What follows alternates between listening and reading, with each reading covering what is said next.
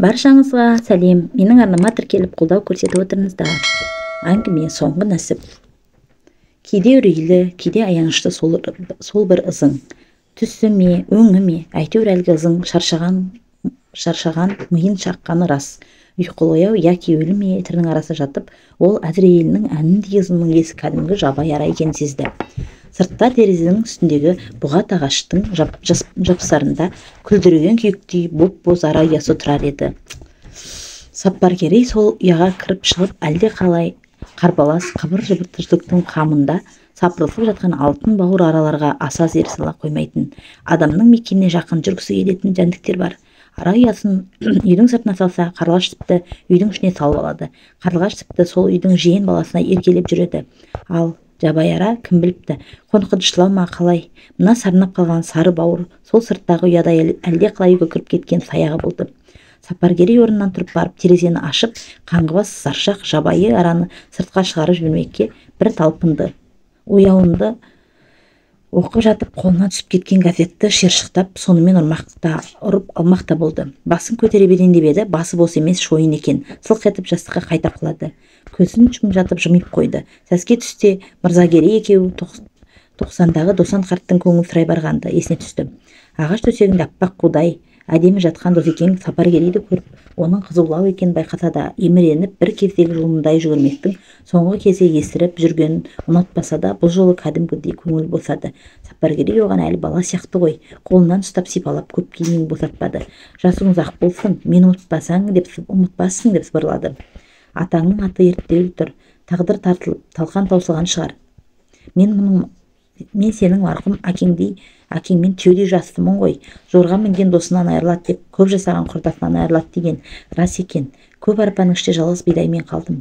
Енді етек жеңімді жинап жатырмын. Мен олай болып кетсем, абермен аттануға көмектес. Соңғы тілегім. Досекең одан әрі сөйлей алмай, ентігіп, үні бітіп қалғандай еді. Оны уайымдама деп Сапаргерей құрдасынша қойып қалды. Өлсең терең қазып тектілеп көмеміз. Балаларың сараң болмай, жыртысты дұрыстап берсе, өзің ырнап тұрып арақ ішем. Досан қарт кенет қайратына мінгендей дауысы қатқыл шығып, атауыңды дуайып айт, кет деді. Барып кешірім сұрасам ба деп өз-өзіне қазір Сапаргерей шал кәдімгідей көңілін алып қалды ма? Ой лып-лып етіп сөне салды. Тіл аузына сыймай, таңдайына жабысып жатыр екен. Осы мен барым ба дегендей бет аузын сипалап көрді. Bir кезде нарттай дидарлы өңді долы ұрғандай күлгін тартты. Өзі қол өз денесін сезіңкіремей, саусағының үсіген картопқа тигендей әсер етті. Жүрегі сәл үріккендей болды. Бірақ қорқыныш одан арыға ұзаған жоқ. Тек бір аңсар барын біледі, бір саптаяқ сыра, яки бір жұтым қызыл шарап болса шіркін. Баяғыда өз сияқты бір бейбақтың осылай бір қиналып жатқанды айтқаны есіне түсіп мырс еткендей болды.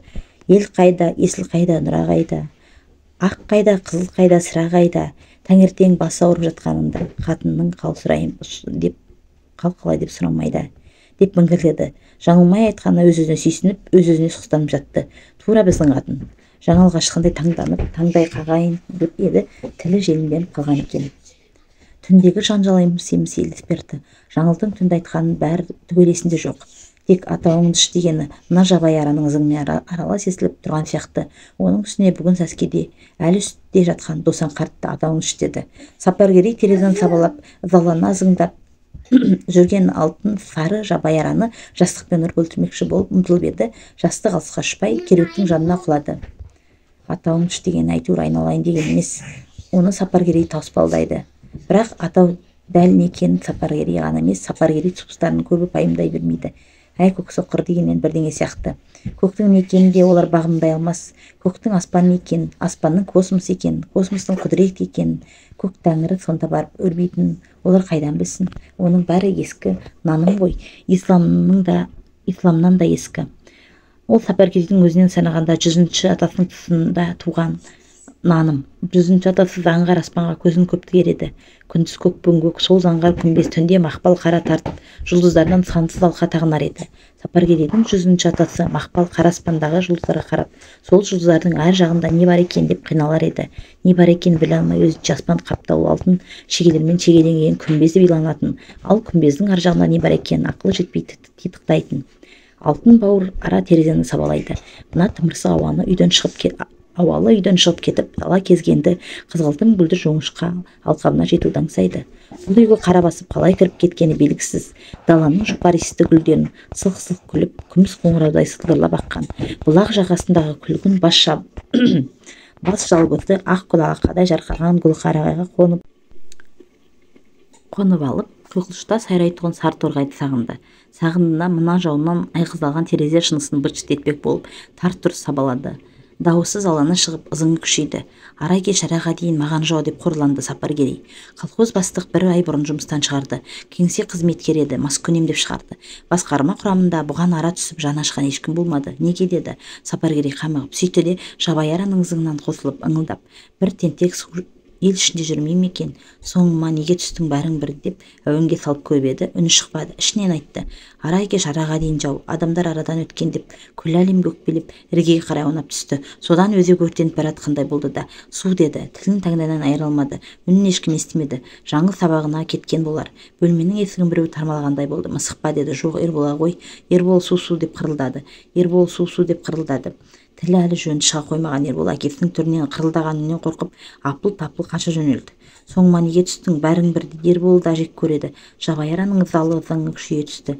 Терезенің ар жағында жарық күн бар, қызылбас жабайы жоңышқа бар. Үйдің іргесіндегі берекесіздеу селдір-селеу күнбағыста гүлдеп тұр еді. Жабая ара соларды зарыға сағынды. Жабайара терезе шынысын кеудесімен ұрып сындырғандай тарс-тұрс соғылды. Ақыры тұмсығы тасқа тиген көксерекке балақта есеңгіреп біраз тыныштады да енді саңылаудан басқа тұстан іздеуге әрекеттенгендей үйдің ішін айнала ұшты.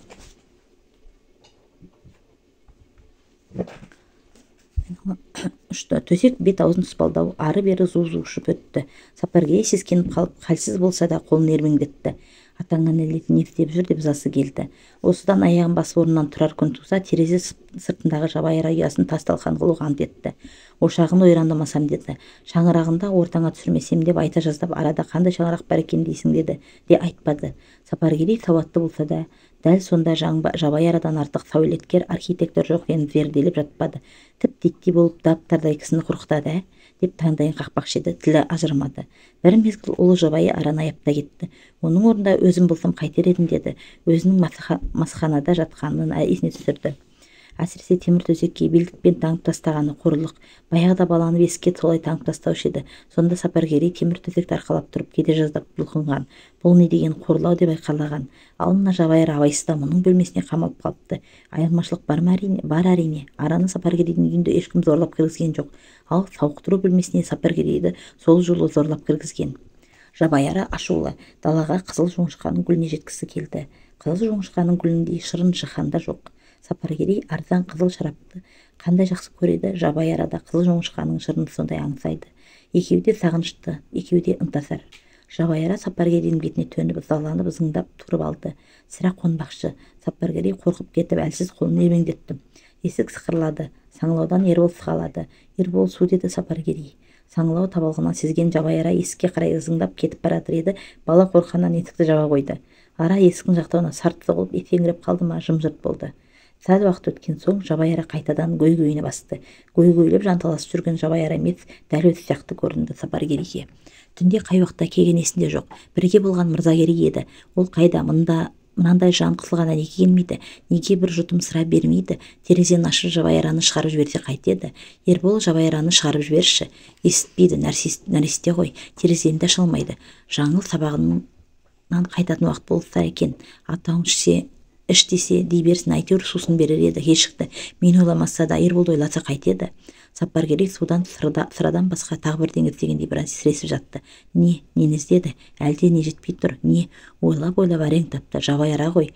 Ол неге тынши қалды? Неге зыңдамайды? Әлде саңлау тауып далаға шығып кетті ме екен? Жабайыраның үнсіз қалған Сапаргерейді қатты алаңдатты. Бұл бір жұтым сыраның аңсарынан да қатты батты. Қиналып жатып, күшеніп жатып, оң жамбасына аударылды да аяқтарын жерге салбыратып еден кетіріп көрді. Кәдімгідей тіреледі. Содан бірте-бірте бойын билеп орнынан тұрмаққа әрекет жасады. Жабайыра неге үндемей қалды? Тікесінен тұра бергенде басы айналып, көзі бұлдырлады. Бұлыңғыр бұлдыр арасынан пештің үстінен ақ кесе сылаңдап көрінді. Әне сусын. Бір-бірлеп басып, ақ кесеге қол созды. Түннен қалған қызыл шарап қой. Бағанадан бері бұл қалай ойға келмеген? Басы бос емес, әйтпесе осында ұмытам екен. Көп көп қиналғаннан бір рахаты бар. Ал кеседегі қызыл шарап, оған қолы бір тисе патшалықтың керегі жоқ. Патша да одан бақытты бола алмас. Сапаргерей көзін тарс жұмып, ақ кесені қосқылдап тұрып тартып жіберді. Тұла бойы балбырап, іш бауыры елжіреп, ішіне рисалат нұры енгендей еміреніп, жаны жай тапқандай еді. Кенет өңеш тыз ете қалды. Әлдене тырнап өткендей болды. Жарықтық шарапта шағатын болған ба деп қойды. Енді лезде өңеш өртене бастады. Спирт бе деп күдіктенді. Тынысы тарылды. Ауа жетпей алқым ұстаған қалпы терезеден ашпақ болды. Тұтқасын таба алмай, шынысын жұдырықпен ұрып сындырды. Ішке леп кірді. Терезе салдыратып сынғанда жаңыл мектептен қайтып келе жатыр еді. Мас болып Мырзагерей досымен төбелесті ме, немене деп тұра жүгірді. Жүгіріп кірсе Сапаргерей терезе түбіне құлаған екен. Әлдене деп қырылдады, естімеді. Ойбай, кім бар? Жаңыл жүгіріп көшеге шықты. Асығыс Ерболды қағып кетті. Бала шырылдап қалды. Жаңыл дәрігерлер келгенде Сапаргерей баяғы бір сымбатты сері шағына қайта оралып, беті балбұл жайнап жатыр екен. Кейінірек экспертиза ажалдың сырын ашты. Хирург жігіт Сапаргерейдің өңешінен жабайы араның әуелі бір қанатын, содан екінші қанатын ыржылған денесін алып шықты. Бұл хабарды естіген Досан қарт, оят деген-ай, кеше көрген бүгін жоқ, опасы дүние боқ, атауын үштеп бекер қарғадым ба деді.